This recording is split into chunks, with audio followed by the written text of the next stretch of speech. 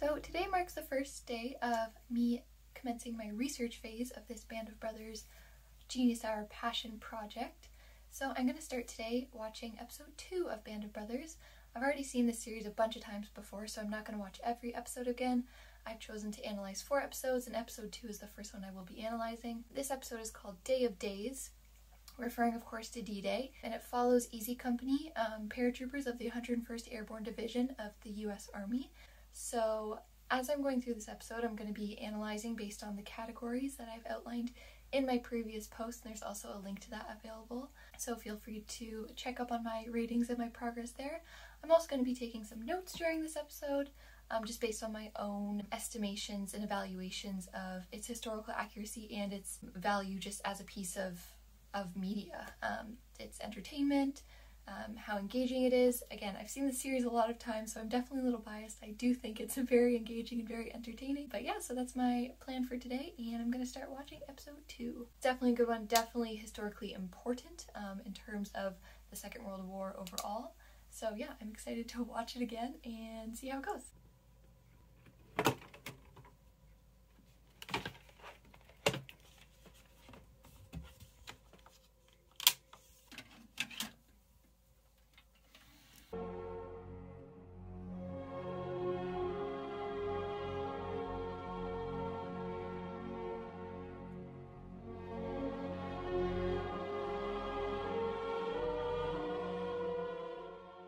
So in terms of the main historical event that this episode is looking at, yes, we of course know it's talking about D-Day, but it's specifically talking about Easy Company's objective to destroy German artillery that is firing on Utah Beach.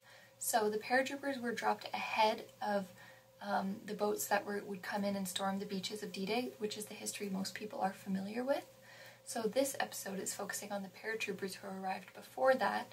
They were dropped all over. The drop didn't go specifically according to plan, so this episode shows how Easy Company in particular, but also the 101st Airborne who did the drop, were scattered around and were trying to find each other during D-Day in a limited time period so that they would be able to capture their objectives. So specifically, Easy Company's goal is to destroy German artillery that is firing on Utah Beach. They're attacking Brecourt Manor, where there's 4 guns set up and a series of trenches. Easy Company has to go in with TNT and destroy the German artillery that is blocking Causeway Number 2 and would allow the soldiers coming on the boats later to successfully be able to storm the beaches. So because I don't want to just base my review on my personal thoughts about it or anything I know about its historical accuracy, I'm also complementing my thoughts with a little bit of research I'm doing on the side. I found a really good video showing exactly where the German guns were placed at Brecourt Manor, and it also shows kind of the modern day location where this attack took place. It also explains how the trenches that were between the artillery made by the Germans were actually their greatest weakness. So the Germans created these trenches in order that they would easily be able to transfer supplies from one gun to the other.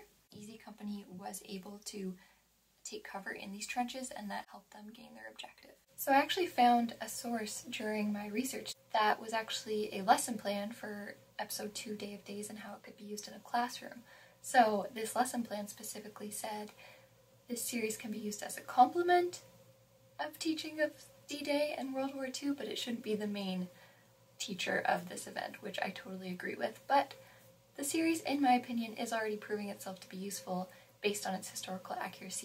Also, just another note, the episode, like all episodes, opens with the first-hand experiences of veterans who the show is actually based on. Tom Hanks and Steven Spielberg's team conducted interviews with these gentlemen as they were producing and writing the show. So we know there that there's this first-hand, primary source account of what's going on throughout their experience, so that's a really good point towards this show being historically accurate. The people who experienced this event are talking and sharing it with the people who are writing and making this show. There's also a few really cool details in there. One thing, for example, we have this device. It's known as a cricket, but it makes this little sound when you hit it. And that's a sound, kind of like a cricket, that the Allies used to kind of gauge where each other were at, and it was like a sign that you knew it was an ally when you heard that sound. What I'm really appreciating about how it's showing the history through the form of art is that the episode's choosing to follow Winters really specifically as a character. He's somebody we're going to learn a lot about throughout the series. With an event as chaotic as D-Day and that had so many different experiences, what the director and producers are trying to do is choose one character that we're going to emotionally relate to, and we're going to experience this event as he experienced it. So I think that's a really powerful way where it's not sacrificing any sort of historical accuracy, but it is limiting the view and limiting the lens through which we experience this event. In terms of the cinematography for this episode, during the attack on this German artillery at Breakcourt Manor, the footage is very grainy and almost washed out. This is intentional by the directors. It really gives a realistic feel to this, and there's also a lot of shaky cam, which in this setting, it's really effective in showing, once again, that chaos that is being experienced. Even though these men are going in with a plan, going in with a goal, and they have sturdy heads and they know what they're doing, you can't account for everything in war, and there are things that will go wrong, and it is movement that's happening very quickly. There's also a lot of POV shots following Winters over his shoulder, looking at the boots as they're running, watching guns fire in every direction, and those really add to the feeling of being in the moment. So it is a really interesting way to show this event through cinema.